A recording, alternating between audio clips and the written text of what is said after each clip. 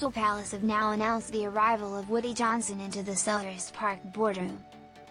The American has now successfully completed the purchase of John Textor's 45% stake in Crystal Palace following ratification from the Premier League, with the deal believed to be worth £190 million.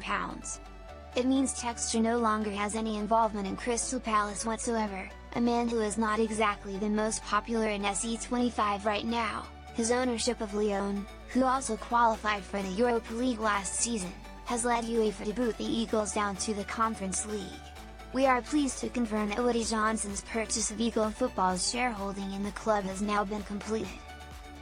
#CPFC This decision, however, remains subject to an appeal to the Court of Arbitration for Sport, CAS. Now, Kavasola Hakala of Sky Sports has shared what Crystal Palace believe will happen after the arrival of Johnson was made official.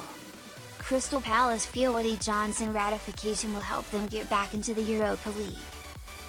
Writing on X, previously known as Twitter, Sola Hakala stated, Crystal Palace believe today's confirmation that John Textor has sold his shares to Woody Johnson will help them in their upcoming CAS appeal.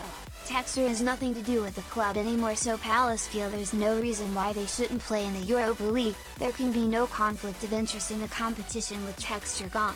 Yes, he missed first March deadline to put his shares into a blind trust, but he's said he wanted to sell, so he couldn't put them in a trust as he would no longer have been in control of the sale. Crystal Palace believe today's confirmation that John Textor has sold his shares to Woody Johnson will help them in their upcoming CAS appeal. Textor has nothing to do with the club anymore, so Palace feel there's no reason why they shouldn't play in the Europa League. There can.